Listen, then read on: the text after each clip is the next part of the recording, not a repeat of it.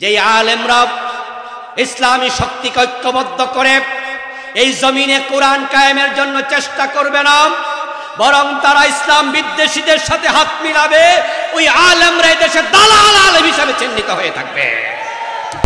আল্লাহর দ্বীন কায়েমের কাজ আমরা করছি বাংলাদেশে। যারা শিরক অন্তরে লালন করে তাদের এটা পছন্দ হবে না, তারা আমাদের বিরুদ্ধে কত ষড়যন্ত্র করবে, কিন্তু আমরা আল্লাহর জান্নাত পাওয়ার জন্য এই কাজ করে করে করতে করতে মরতে চাই। দিন কায়েম যদি হয় ভালো, যদি দিন কায়েম হওয়ার আগে আমরা মরেও যাই, কিন্তু আখেরাতে আল্লাহর গোলামের কাতারে আমরা দাঁড়ায়া জান্নাত পাবো। সুতরাং আল্লাহর উপর ভরসা করে বাংলার জমিনে দিন কায়েমের জন্য আমরা ইব্রাহিমের মতো এগিয়ে যাব। তোমরা যাই করতে চাও কোনো পরোয়া করব না, হাসতে হাসতে প্রয়োজনে ফাঁসির মঞ্চে চলে যাব। দিন কায়েমের কথা বললে আপনার ভালো লাগবে না,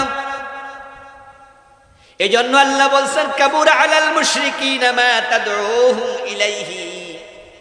ও নবী, আপনি যখন দিন কায়েমের জন্য দাওয়াত দেবেন, যাদের অন্তরে শিরিক আছে, যারা মুশরিক, এটা তাদের অপছন্দনীয় হবে। কোরআনে আরেকটা সূরা আছে সূরাতুস সফ, ওই সূরাতুস সফের 9 নম্বর আয়াতে কারিমাতে আল্লাহ তাআলা সেখানেও দিন কায়েমের কথা বলছেন। হুয়াল্লাযী আরসালা রাসূলাহু বিল হুদা ওয়া দীনিল হাক্কি লিইয়ুযহিরাহু আলাদ দীনি কুল্লিহি ওয়ালাউ কারিহাল মুশরিকুন। ওই সূরা সফের 9 নম্বর আয়াতে বলে, আমি নবী পাঠাইছি কোরআন দিয়ে, দ্বীন হক ইসলাম দিয়ে, যেন আমার নবী ইসলামকে জমিনে বিজয়ী করে, কায়েম করে। তবে ওয়ালাউ কারিহাল মুশরিকুন, দিন বিজয় হোক এ কথা শুনলে যারা মুশরিক এটা পছন্দ করবে না। খেয়াল করেন, সূরা 13 নম্বর আয়াতে বলছে কাবুরা আলাল মুশরিকিন, এটা মুশরিকদের কাছে কষ্টকর, অপছন্দনীয়। সূরা সফের 9 নম্বর আয়াতে বলছে ওয়ালাউ কারিহাল মুশরিকুন, এটা মুশরিকরা পছন্দ করবে না। তাহলে বাংলাদেশে যারা কোরআনের আইন চায় না, এই 2 আয়াত দিয়ে বোঝা যায় তারা প্রত্যেকে শিরকে লিপ্ত। হাসরের ময়দানে যাদের শিরিক আছে তারা আল্লাহর গোলামের বান্দা কাতারে দাঁড়াইতে পারবে তো? যাদের অন্তরে শিরিক লইয়া মারা যাবেন, আল্লাহর গোলামের কাতারে দাঁড়াতে পারবেন? আর আল্লাহর গোলামের কাতারে দাঁড়াইতে না পারলে কপালে জান্নাত নাই। আমার ওয়াজের বিপরীতে গিয়ে মনে মনে বলবেন, হুজুর কি যে কোন আমনে 4 ওয়াক্ত নামাজ পড়ি নাকি 5 ওয়াক্তই পড়ি, জান্নাত ঠেকায় কেডা? হুজুররা ওয়াজ করছে জান্নাত, নামাজ হচ্ছে জান্নাতের চাবি। তা আমি তো তাহাজ্জুদও করি, হয়তো দিন কায়েমের কথা বলি না, অথবা দিন কায়েমের পক্ষে নাই, হয়তো আমি এই জমিনে দিন কায়েমের পক্ষে ভোট দেই না, কিন্তু নামাজ তো 1 ওয়াক্ত ছাড়ি না। তো নামাজ না জান্নাতের চাবি? জান্নাতে যাবো না কেন?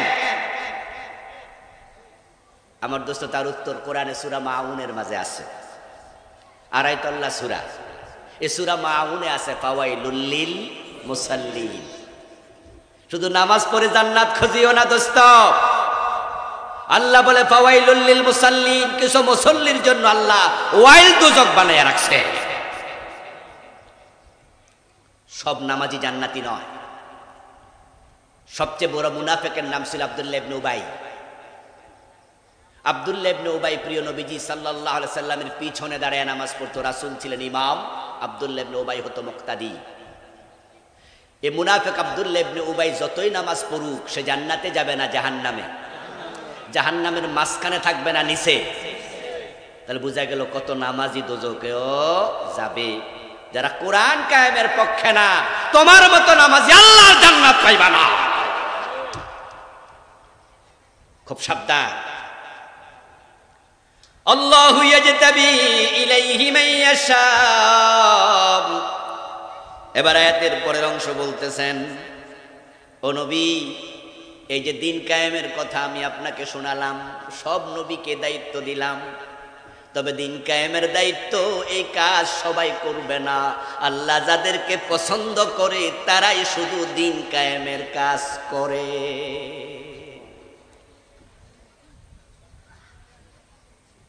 কোরআনের আয়াতের উপরে বিশ্বাস আছে না?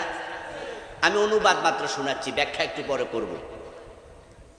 আল্লাহু ইয়াজতাবি ইলাইহি মান ইয়াশা, দিন কায়েমের জন্য আল্লাহ যাকে চায় তাকে দিয়ে সে কাজ করায়। সবাই চাইলেও দিন কায়েমের কাজ করতে পারবে না, আল্লাহ পছন্দ করা লাগবে। এই কাজের জন্য আল্লাহর সিলেকশন লাগে। তাহলে বাংলার এই ভূখণ্ডে আল্লাহর দিন কায়েমের জন্য আমরা যারা কাজ করছি, কথা বলছি, আমরা আলহামদুলিল্লাহ পড়ি, আমাদেরকে তোমরা মারো, আমরা মার খাইয়াও দিন কায়েমের কথা বলি, আমাদেরকে তোমরা জেলে ভরে দাও, জেলে যাওয়ার পরেও আবার সারা পাইলে দিন কায়েমের কথা বলি, আমাদেরকে ফাঁসিতে ঝুলাবে, ফাঁসির মঞ্চে গিয়ে আমরা ভয় পাই না, কারণ আল্লাহ আমাদেরকে পছন্দ করেছেন। তাই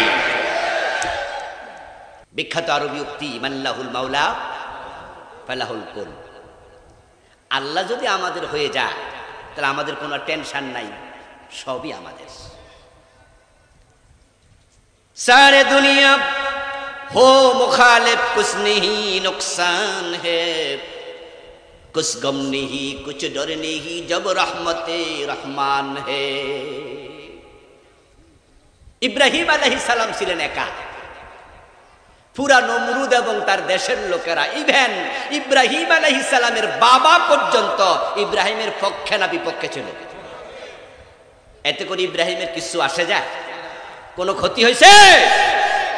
सारे दुनिया हो मुखालिफ कुछ नहीं नुकसान, तमाम पृथ्वी আমার বিরুদ্ধে চলে যায়, কিচ্ছু আসে যায় না। कुछ गम नहीं कुछ डर नहीं, কোনো ভয় নাই, কোনো দুশ্চিন্তা নাই। जब रहमते रहमान है, যদি আমার সাথে আল্লাহর রহমত থাকে, আল্লাহ যদি আমাদের পক্ষে থাকে, तमाम দুনিয়া বিপক্ষে গেলে আমাদের কোনো পরোয়া নাই, আমরা কিচ্ছুকে ভয় পাই না। আমরা ইব্রাহিমের সন্তান। ইব্রাহিম আলাইহিস সালামের বাবা পর্যন্ত আমার বিরুদ্ধে ছিলেন, তবে ইব্রাহিম আলাইহিস সালামের কিছু হয় নাই, কারণ আল্লাহর রহমত ইব্রাহিম নবীর সঙ্গে ছিল। তাফসীর ইবনে কাসিরে পাওয়া যায়, ইব্রাহিম আলাইহিস সালামকে যখন অগ্নিকুণ্ডে নিক্ষেপ করার জন্য চরকির উপরে তুলে বসানো হলো, আগুনে কেমনে ফেলবে, আগুন এতটা উত্তপ্ত, উনাকে ধরে নিয়ে যে ফেলবে, কাছে তো যাওয়া যায় না, এতটা উত্তপ্ত আগুন। 6 মাস ধরে তারা আগুন জ্বালাইছে। শয়তান একজন মানুষের সুরত ধরে সেখানে গেল, তারপরে বলল সরকি বানায়া সরকির মাঝে ইব্রাহিমকে বসাও, তারপরে মাজার মাঝে রশি দিয়ে বাঁধো, হাত পা আগে রশি দিয়ে বেঁধে ফেলো, যেন নিজে সে মাজার রশি খুলতে না পারে। তারপরে চরকিটা ঘুরাতে থাকবে, চরকি যখন প্রচন্ড ঘুরতে থাকবে, রশি টান দিয়ে ঢিল দিয়ে টেনে দেবে, রশি খুলে যাবে, ইব্রাহিম অগ্নিকুণ্ডের মাঝখানে পড়ে যাবে, জ্বলে পুড়ে শেষ। নাউজুবিল্লাহ পড়ে। নমরুদ বাহিনী ঠিক তাই করবে। ইব্রাহিম আলাইহিস সালাম চরকির উপরে বসে দেখেন নিচে আগুন ধাউ ধাউ করে জ্বলছে। একদল লোক উনার চরকি টানতেছে, উনার মাজায় রশি বেঁধে।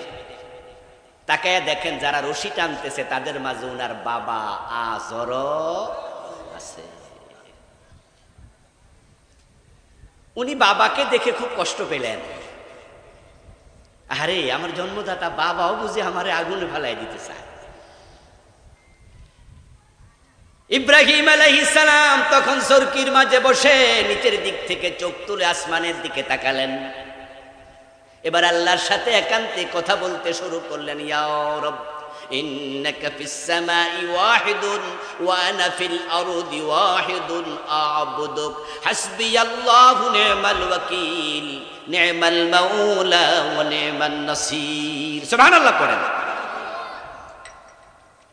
ইব্রাহিম আলাইহিস সালাম বলো, আল্লাহ আকাশে তুমি একা, এই জাবারুত মালাকুত, এই আকাশ জমিন তুমি একা শাসন করো।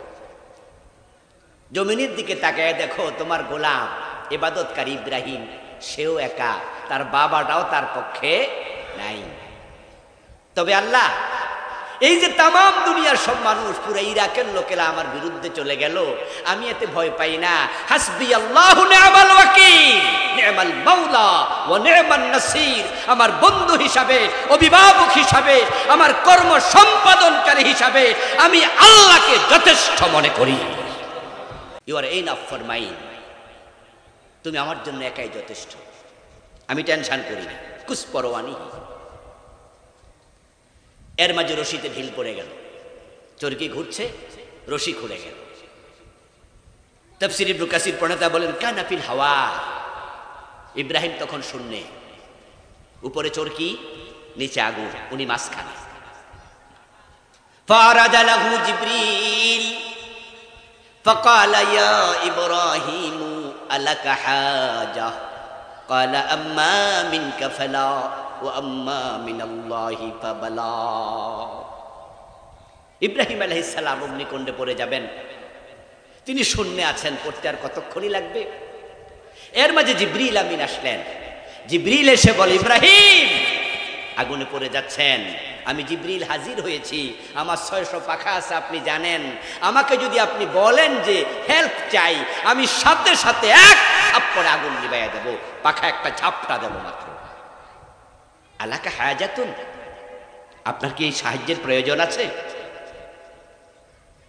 সরকির উপরে থেকে ইব্রাহিম না বলছেন আল্লাহ যথেষ্ট। তো এখন যদি বলে হ্যাঁ, তাহলে আগের কথার সাথে পরের কথা তো আর মিলে না। এর জন্য ইব্রাহিম আলাইহিস সালাম বললেন ফালা আম্মা মিনকা ফালা, আপনার সাহায্য লাগবে না। ও আম্মা মিনাল্লাহি ফাবালা, আমার আল্লাহ যদি সাহায্য করে আমি আশাবাদী আমার আল্লাহর সাহায্য যথেষ্ট হয়ে যাবে। আল্লাহর দ্বীন কায়েমের কাজ আমরা করছি বাংলাদেশে। যারা শিরক অন্তরে লালন করে তাদের এটা পছন্দ হবে না, তারা আমাদের বিরুদ্ধে কত ষড়যন্ত্র করবে। কিন্তু আমরা আল্লাহর জান্নাত পাওয়ার জন্য এই কাজ করে করে করতে করতে মরতে চাই। দিন কায়েম যদি হয় ভালো, যদি দিন কায়েম হওয়ার আগে আমরা মরেও যাই, কিন্তু আখেরাতে আল্লাহর গোলামের কাতারে আমরা দাঁড়ায়া জান্নাত পাবো।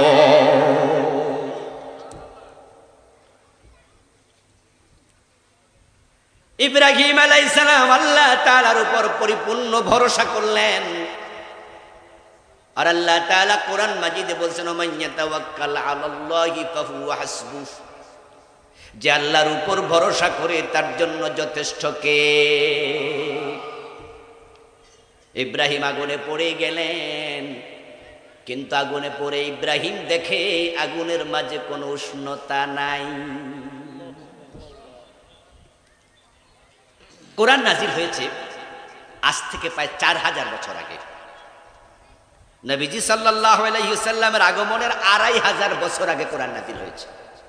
তো রাসূল যে আসছেন প্রায় 1500 বছর হয়ে গেল না? রাসূলের আগমনের 2500 বছর আগে ইরাকে ইব্রাহিম আলাইহিস সালামকে আগুনে ফেলা হয়েছিল। সে কাহিনী আল্লাহ কোরআনে শোনাচ্ছে আমাদেরকে, কোরআনের আয়াত বানায়া। ইব্রাহিম যখন আগুনে পড়ল, আমি দেখলাম ইব্রাহিম আমার উপর ভরসা রাখছে, আর যে আমার উপর ভরসা করে আমি তার জন্য যথেষ্ট হই। এই জন্য আগুনে পড়ার আগেই আমি আগুনকে এয়ার কন্ডিশন বানাইয়া দিছি। কুল্লা ইয়া নারু কুনি বারদাও ওয়া সালামান আলা ইব্রাহিম। ইব্রাহিম জিবরিলকে ফিরাইয়া দিল, ও জিবরিল তোমার সাহায্যের কোনো প্রয়োজন নাই, আমার আল্লাহ যথেষ্টই কথা বলল। আমি সাথে সাথে আগুনকে আওয়াজ করে ডাক দিলাম, কুল্লা, আমি বললাম ইয়া নারু, ও আগুন, কুনি বারদা, তুমি ঠান্ডা হয়ে যাও। আমি আগুনকে বানিয়েছি উষ্ণ করে, গরম করে, কিন্তু আজকে আমি বলছি চেঞ্জ ইউর ক্যারেক্টার, তোমার স্বাভাবিক চরিত্র তুমি আজকে পরিবর্তন করো। তুমি গরম, তুমি জ্বালাও, তুমি পুড়িয়ে দাও, তবে কুনি বারদা, আজকে তুমি ঠান্ডা হও। সুবহানাল্লাহ পড়বেন না ভাইয়েরা? কোরআনের আয়াত, কুনি বারদা, আজকে ঠান্ডা হয়ে যাও। আচ্ছা এবার বলুন তো, ইব্রাহিম আলাইহিস সালামের গায়ে কি কম্বল ছিল? ইব্রাহিম আলাইহিস সালামের গায়ে কি কাশ্মীরের শাল ছিল? তো ঠান্ডা হয়ে গেলে শীত লাগবে না? কষ্ট হবে তো। এই জন্য আল্লাহ তাআলা বারদান বলার পর বলছে সালামা, বেশি ঠান্ডা হইও না, এমন ঠান্ডা হও আমার ইব্রাহিম যেন আরাম বোধ করে। সুবহানাল্লাহ, বারদান ওয়া সালামান আলা ইব্রাহিম। ইব্রাহিম আগুনে পড়ে গেলেন।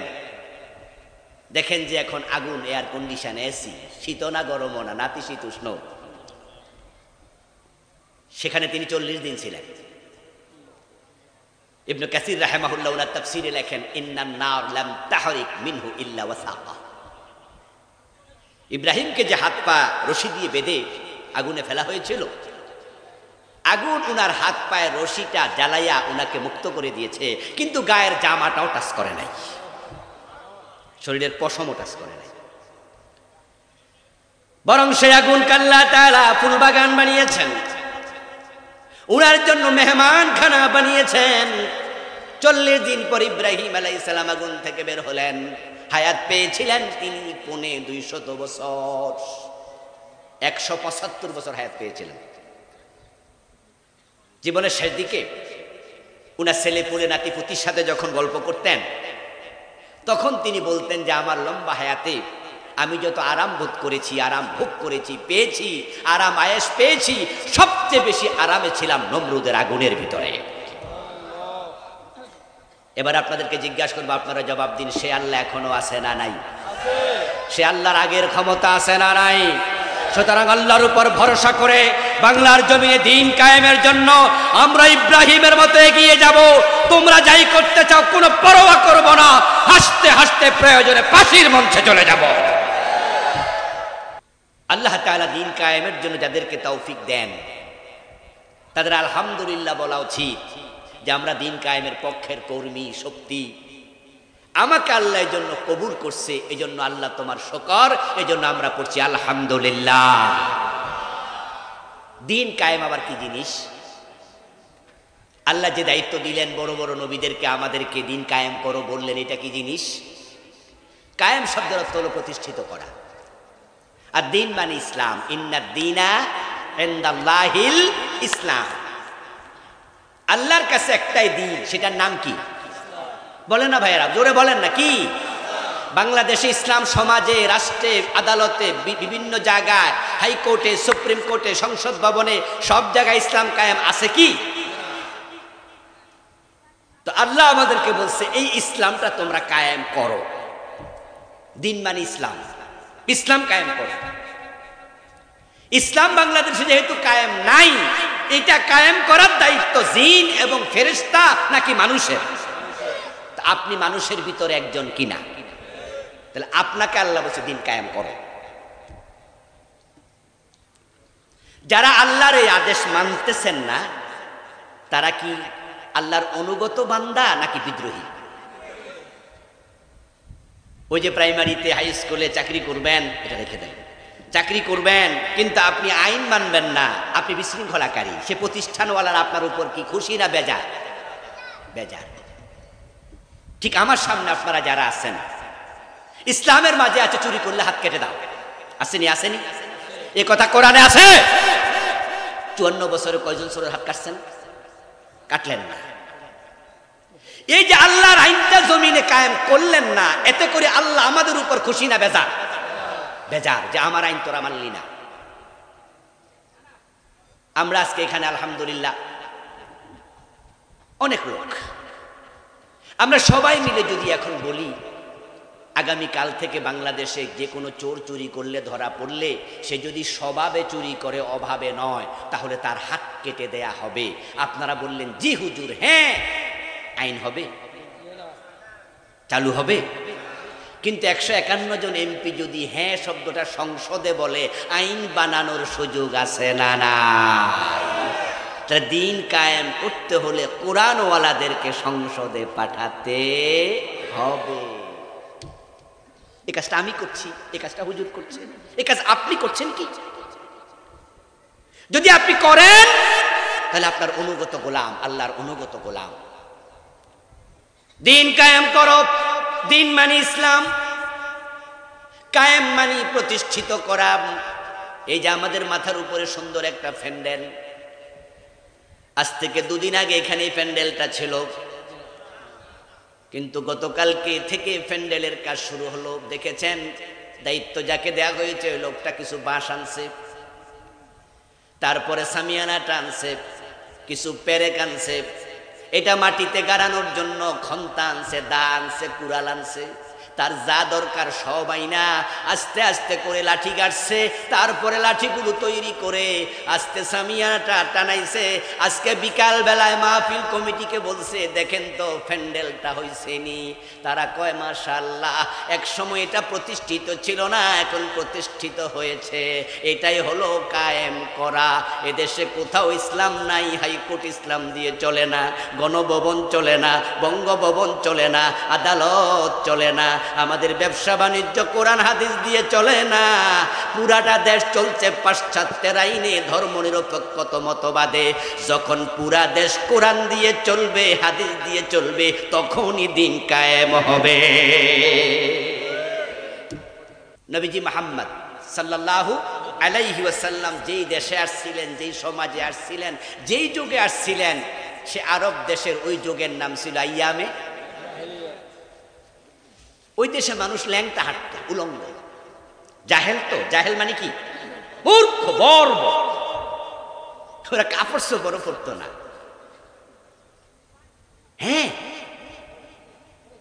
সহিহ বুখারীতে আসছে, নবীজির বয়স 37 অথবা 35। তখন কাবা শরীফ পুনর্নির্মাণ চলছে, কাবার ওয়াল ভেঙে গেছে। তাই মক্কার লোকেরা বলছে যে আমরা কাবাটাকে আবার বিল্ড আপ করবো, আবার পুনর্নির্মাণ করবো। যে যার মতো হালাল টাকা দিল, সত্য হক কামাই টাকা দিল, সুদের টাকা গোশের টাকা দিতে মানা করছে। হারাম টাকা দিও না, হালাল টাকা দাও, কাবা বানাবো, এখানে কোনো হারাম যেন না লাগে। এবং সেই টাকা দিয়ে তারা পাথর কিনলো, ইট কিনলো। এখন ইট পাথরগুলো যখন কাছাকাছি এনে রাখলো, তখন কাবা বানানোর জন্য মক্কার লোকেরা নিজেরা গাতর খাটলো, পরিশ্রম করলো। নবীজি মুহাম্মদ সাল্লাল্লাহু আলাইহি সাল্লাম তখনও নবুয়ত পান নাই।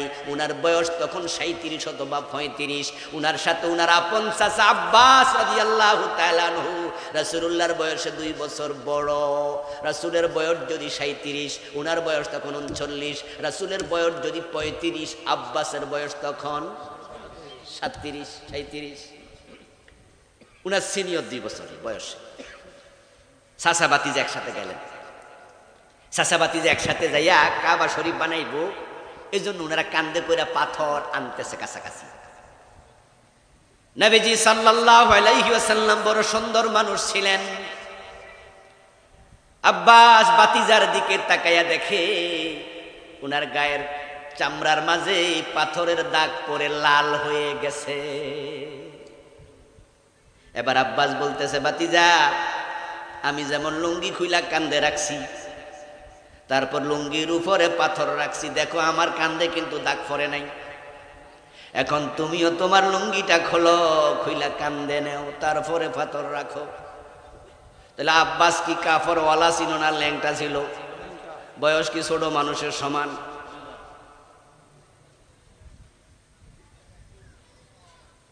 কাবা তাওয়াফ করার জন্য মুশরিকরা যখন আসতো, কাফেররা হজ করতো রাসূলের সময়, জাহেলিয়াতের যুগেও, ইসলাম আসার আগেও। তবে ইতিহাসে পাওয়া যায়, তারিখের কিতাবে, তাফসীরের কিতাবে পাওয়া যায়, মক্কার ওই মুশরিকেরা বলতো যে কাপড় পরে আমরা গুনার কাজ করি, ওই কাপড় পরে কাবা তাওয়াফ করব না। তাই তারা দূরে কাপড় খুইলা তারপরে ল্যাংটা তাওয়াফ করত। এই হলো জাহেলিয়াতের যুগ। যেই যুগে বাবা নিজের সদ্য প্রসূত কন্যা সন্তানটাকে নিজ হাতে কবর দিত, যেই যুগে বাবা মা ছেলে মেয়ে একসাথে বসে মদ খাইত, যেই যুগে কাবার ভিতরে ঢুকেও তারা জেনা করত।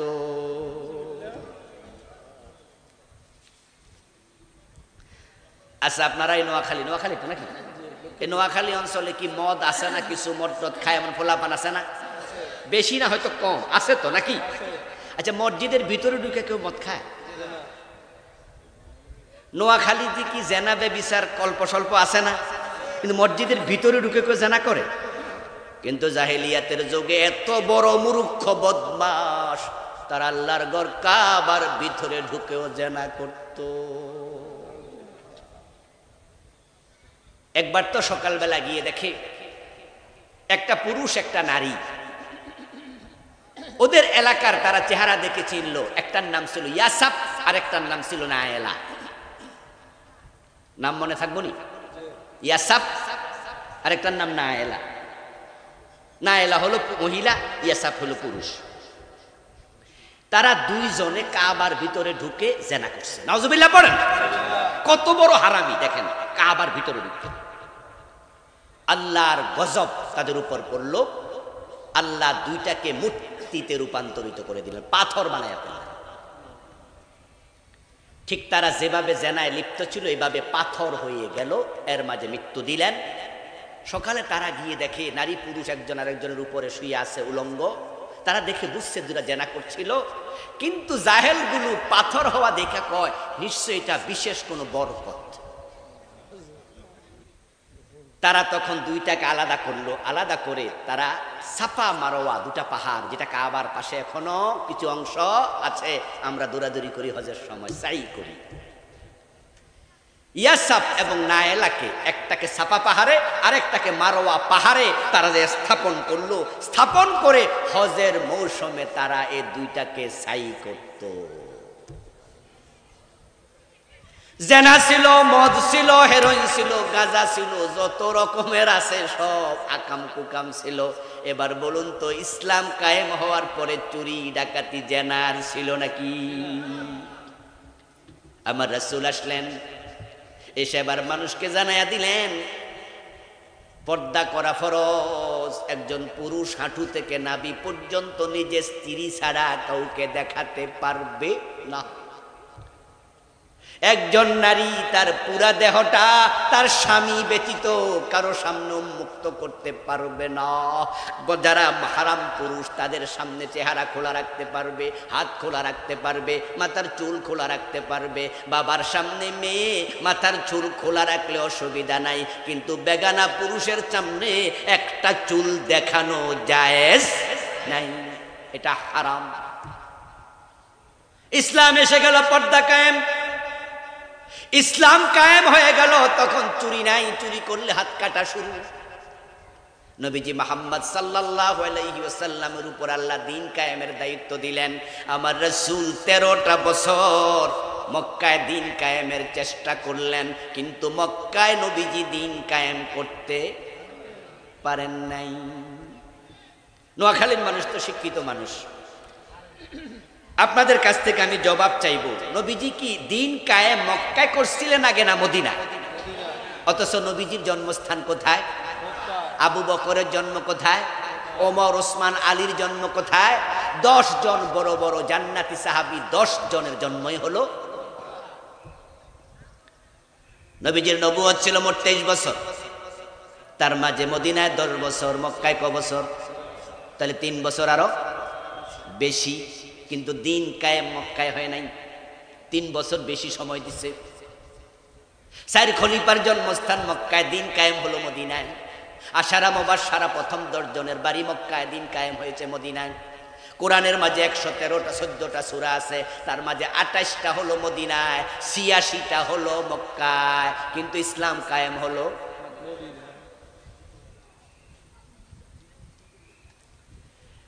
নবীজি সাল্লাল্লাহু আলাইহি ওয়াসাল্লাম মক্কা দ্বীন কেন কায়েম করতে পারলেন না? অথচ সূরা তো 86টা মক্কায় নাজিল হলো। এর কারণ হলো মক্কার সংসদে আবু জেহেলরা কোরআন নিয়ে নবীজিকে ঢুকতে দেয় নাই। বরং আবু জেহেলরা দারুন নাদওয়া, মক্কার সংসদ ভবনের নাম দারুন নাদওয়া। কি নাম?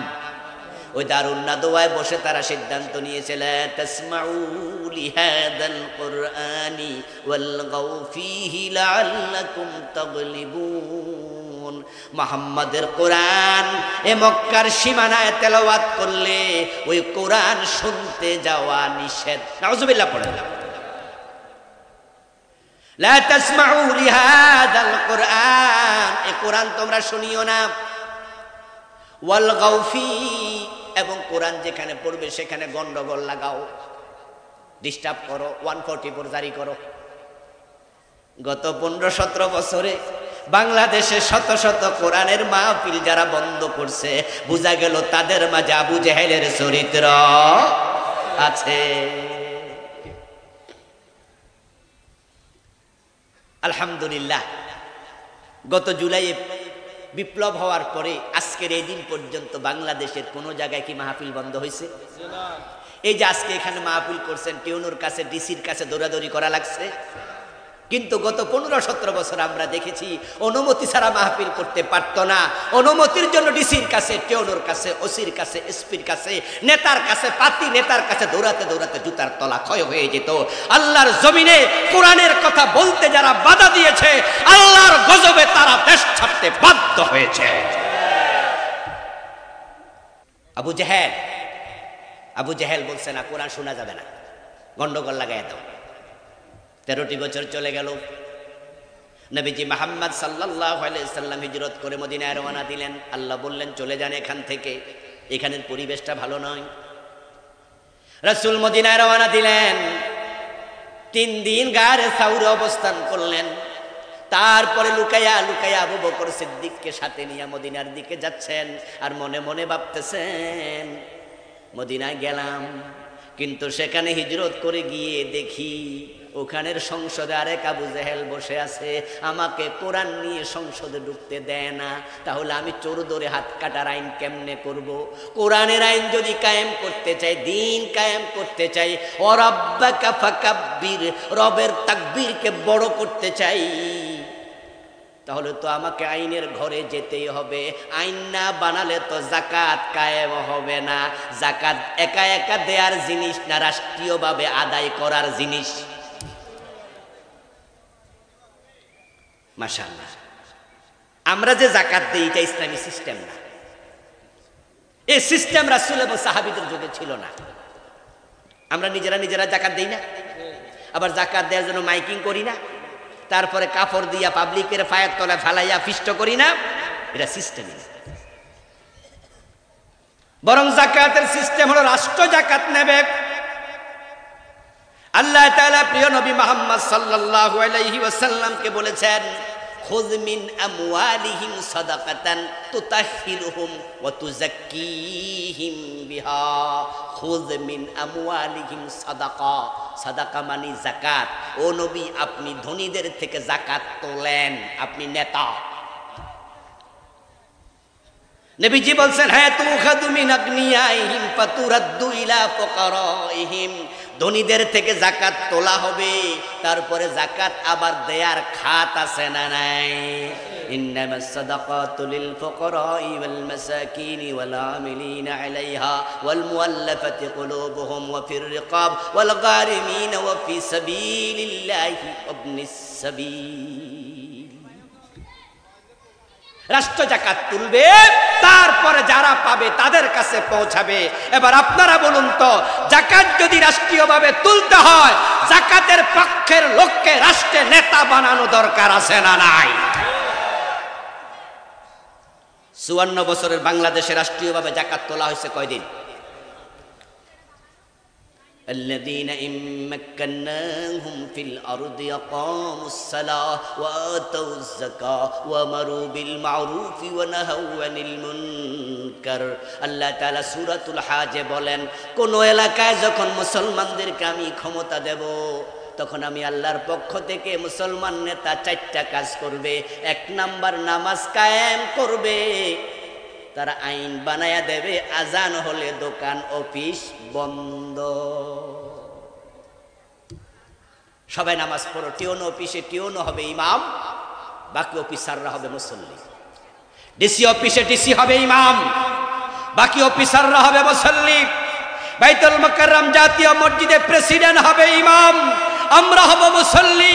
সব জায়গায় নেতারা, দায়িত্বশীলরা যখন ইমামতি শুরু করবে, আর যেই দেশে ভালো লোক ইমাম হয়, অফিসার ইমাম হয়, ওই দেশে আর ঘুষের লেনদেন হবে না। ঘুষ এমনি বন্ধ হয়ে যাবে। নবীজি সাল্লাল্লাহু আলাইহি ওয়াসাল্লাম ভাবতেছেন, মদিনায় যায় যদি আরেক আবু জেহেলকে দেখি সংসদে আমারে ঢুকতে না দেয়, হিজরত করে লাভ কি? মানুষের অন্তরের খবর সবচেয়ে বেশি জানেন কে? আর একটু জোরে বলুন না, কে জানেন? ইন্নাল্লাহা আলিমুম বিযাতিস সুদূর। আল্লাহ নবীজির অন্তরের দিকে তাকায়া সাথে সাথে জিবরিলকে পাঠিয়ে দিলেন, জিবরিল যাও আমার নবীর ক্ষমতা নাই, মক্কা ইসলাম কায়েম করতে পারে নাই। এখন মদিনায় যাবে, মনে মনে ভাবে যাইয়া কি লাভ হবে, ক্ষমতা তো আমার নাই। আমি একটা দোয়া শিখাইয়া দিলাম, আমার নবীকে দোয়াটা আমার কাছে করতে বলো। ওয়াকুর রাব্বি আদখিলনি মুদখালা সিদকিন, আমার সাথে পড়ুন। ওয়াকুর রাব্বি আদখিলনি মুদখালা সিদকিন ওয়াখরিজনি মুখরাজা সিদকিন ওয়াজআল লি মিন লাদুনকা সুলতানান নাসীরা। সবাই সমস্বরে আওয়াজ দিয়ে বলুন সুবহানাল্লাহ। কুল, কুল শব্দের অর্থ কি বলুন? হে নবী, হে নবী আপনি বলুন, রব্বি আমার রব, আমার আল্লাহ, আদখিলনি মুদখালা সিদক ওয়াখরিজনি মুখরাজা সিদক। হে আল্লাহ, যথাযথভাবে মদিনায় প্রবেশ করাও। ওয়াজআল লি মিন লাদুনকা সুলতানান নাসীরা, তোমার পক্ষ থেকে আমাকে রাষ্ট্র শক্তি দিয়ে সাহায্য করো।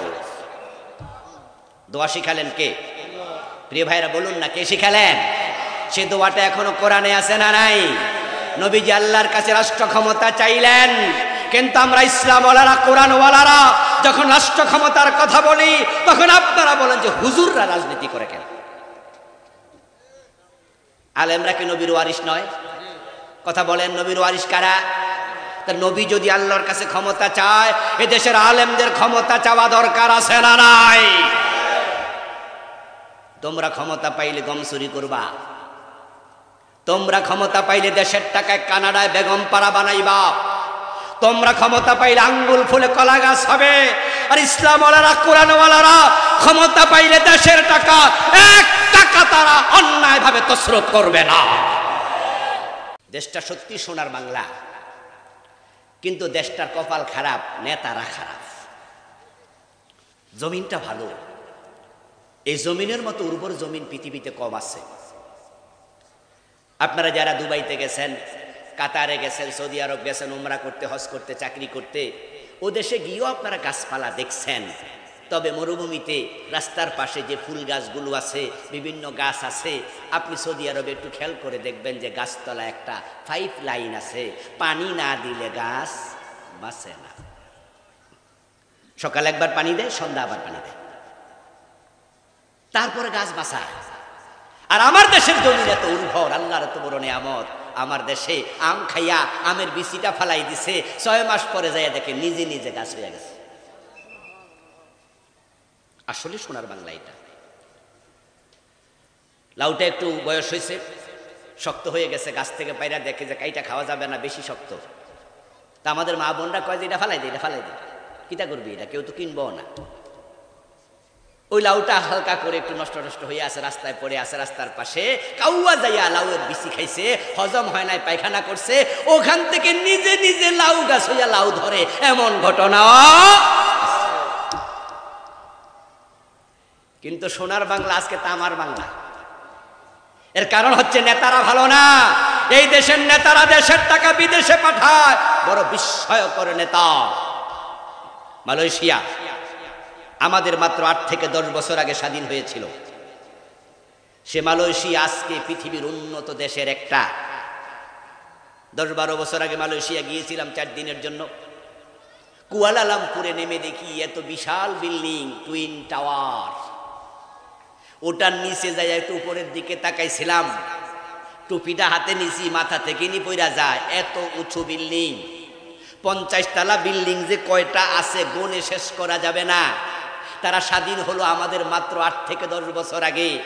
বাংলাদেশে 50 তলা বিল্ডিং আজ পর্যন্ত আমরা একটাও বানাতে পারি নাই। তারা ডজন ডজন শত শত বানিয়ে ফেলেছে, কারণ তারা মাহাতির মোহাম্মদের মতো সৎ নেতা পেয়েছে, দেশের টাকা বিদেশে পাঠায় না। আর আমরা পেয়েছি কিছু বাটপাড়া সিটারকে নেতা হিসাবে।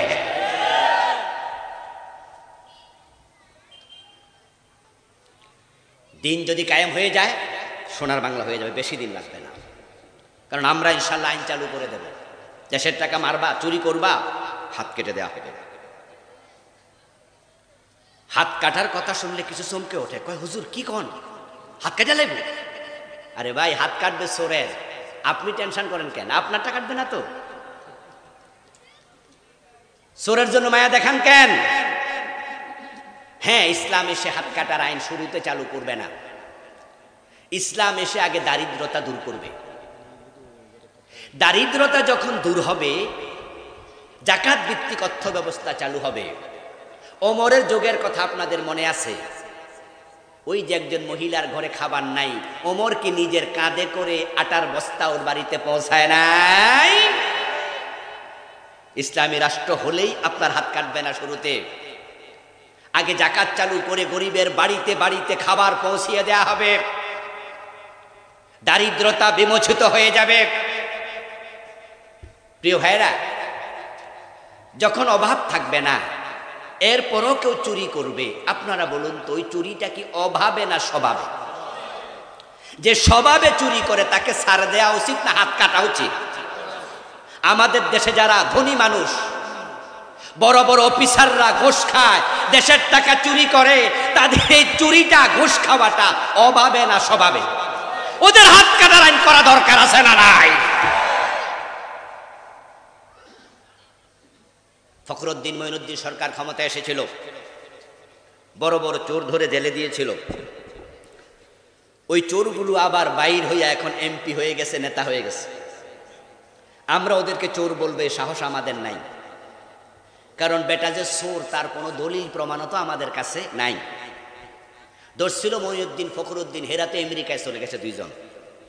এখন আমি চোর কইলে আমার যদি জিগায়, হুজুর আপনি যে চোর কইছেন ডকুমেন্ট দেন, আমি সরি বলা ছাড়া উপায় নাই। কিন্তু যদি জেলে না দিয়া হাত কেটে দিত, দলিল আমার দেয়া লাগতো না, ওই জালেম চিরদিন দলিল বহন করে হাঁটত।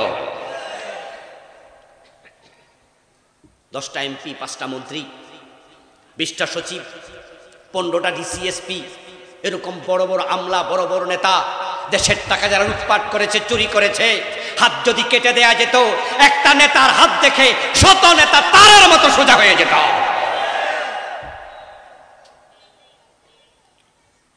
দিন কায়েম না হলে চোর ধরে হাত কাটার আইন তারা করবে না। কেন করবে? তারা নিজেরাই তো চোর অনেকে। আমি তো বলে থাকি, যদি চাঁদাবাজি বন্ধ হয়ে যায়, অনেক দলে নেতা কর্মী পাওয়া যাবে না, কর্মীরা বেঁচে আছে চাঁদা খাইয়া। দুর্নীতি বন্ধ হয়ে যায়, অনেক দল রাজনৈতিক নেতা পাবে না, দুর্নীতি করার জন্য তারা রাজনীতি করছে, তাদের রাজনীতি পেটের জন্য। আর আমাদের রাজনীতি হচ্ছে আল্লাহর কোরআনের আইন কায়েম করার জন্য। আমার বন্ধু, এই যে আমাদের নাটক, আমাদের সিনেমা, বাংলাদেশের নায়ক নায়িকারা করে, টেলিভিশন, মোবাইলের ভিতরে সিনেমা আছে কিনা? আমরা হুজুররা ওয়াজ করলে সিনেমা বন্ধ হবে, কিন্তু রাষ্ট্র যদি চায় আইন করলে সিনেমা বন্ধ করার সুযোগ আছে না? না, আমরা হুজুররা ওয়াজ করলে সুদ বন্ধ হবে না, রাষ্ট্র চাইলে সুদ বন্ধ করতে পারবে। আমরা হুজুররা ওয়াজ করলে মদ বন্ধ হবে না, রাষ্ট্র চাইলে মদ বন্ধ করতে পারবে। এই জন্য কোরআন রাষ্ট্রীয়ভাবে কায়েম করুন, সুযোগ আল্লাহ দিয়েছে। অগাস্ট বিপ্লবের পরে আমরা নতুন সম্ভাবনার দ্বার উন্মোচিত হতে দেখেছি। ইসলামওয়ালাদেরকে আল্লাহ অলরেডি 2 নাম্বার আসনে এনে রেখেছে। এখন বাংলাদেশে দল আছে 2টা। একটা কোরআন কায়েমের কথা বলছে, আরেক দল বলছে না, আমরা শরিয়া আইনে বিশ্বাস করি না। আর বাকি 2টা দল ছিল, মোট 4টা দল ছিল। 2টা দল অলরেডি দেশে নাই। এক দল দেশে পালিয়ে গেছে দেশ থেকে, আরেক দল রংপুরে বসে রয়েছে। এখন যারা বলছে আমরা শরিয়া আইনে বিশ্বাস করি না, উনারা বাংলাদেশে আছে, আর আমরা ইসলামওয়ালারা এখন সেকেন্ড পজিশনে আছি। মাঝখানে 2টা দল নাই, আল্লাহ আমাদেরকে 2য় জায়গায় এনে রেখেছেন। যদি আমরা মাথা তুলে দাঁড়াতে পারি, ডাকসুর মতো হতে পারে আল্লাহ আগামীতে ইসলামওয়ালাদেরকে ক্ষমতায় নিয়ে যাবে।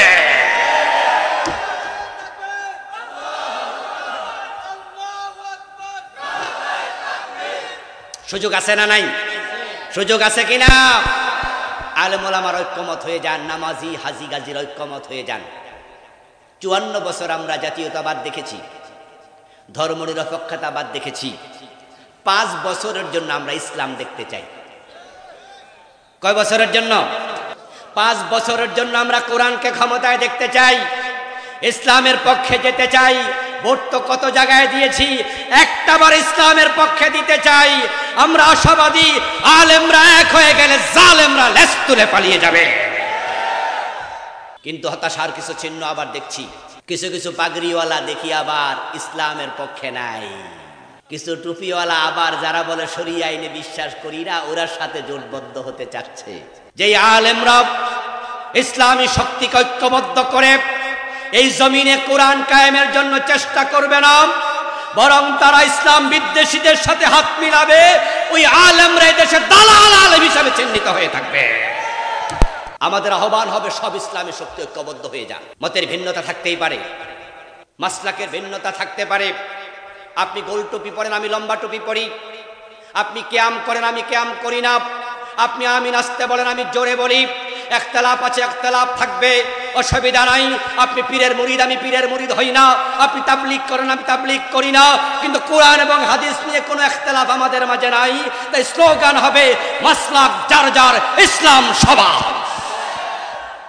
আল্লাহ সুযোগ বারবার দেন না, কিন্তু কয়টা এমপির পদ পাওয়ার জন্য, কিছু টাকা পয়সা পাওয়ার জন্য যদি ইসলামী শক্তির ঐক্যের বিপক্ষে চলে যান, তাহলে আপনি দালাল হিসাবে চিহ্নিত হবেন।